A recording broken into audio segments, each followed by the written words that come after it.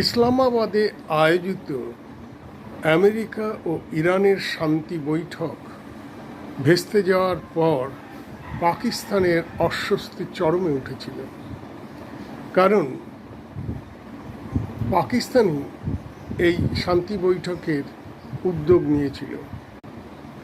America, Iran সহ মধ্যপ্রাচ্যের দেশগুলির গুডবুকে থাকার উদ্দেশ্যেই পাকিস্তান এই উদ্যোগ নিয়েছিল। কিন্তু প্রথম দফার বৈঠক ভেস্তে যাওয়ায় মুষড়ে পড়েছিল পাকিস্তান। তাই তারা আবার উদ্যোগী হয়েছে আমেরিকা ও ইরানের মধ্যে শান্তি বৈঠকের ব্যবস্থা করতে। এর পেছনে আমেরিকা হাত থাকতে পারে, কারণ আমেরিকার প্রেসিডেন্ট ডোনাল্ড ট্রাম্প চাইছেন তাড়াতাড়ি এই যুদ্ধ থেকে বেরিয়ে আসতে।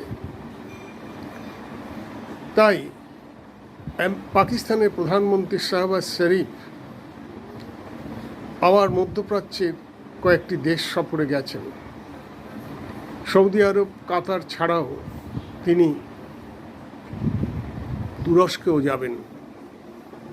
অন্যদিকে পাকিস্তানের সেনাপ্রধান আসিম মুনির গিয়েছেন ইরানে, যাতে শান্তি বৈঠকে ইরানকে রাজি করানো যায় সেই চেষ্টাই করছেন মুনির।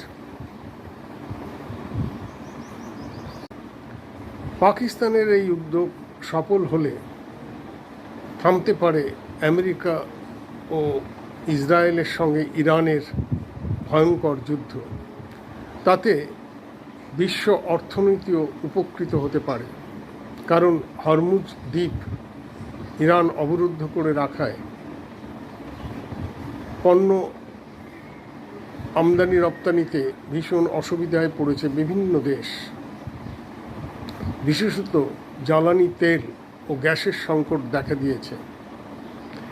আমেরিকাও তার চাপে পড়েছে, তাদের অর্থনীতিও সংকটে পড়েছে।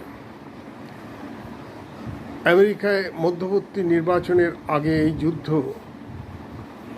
ডোনাল্ড ট্রাম্পকেও চাপে ফেলেছে। তাই যত তাড়াতাড়ি এই যুদ্ধ থেকে বেরিয়ে আসা যায়, ট্রাম্প সেই চেষ্টাই করছেন। এখন ইরান ও আমেরিকা তাদের শর্তগুলি কতটা মেনে নিয়ে যুদ্ধবন্ধে ঐকমত্যে পৌঁছতে পারবে, সেদিকেই নজর সকলের।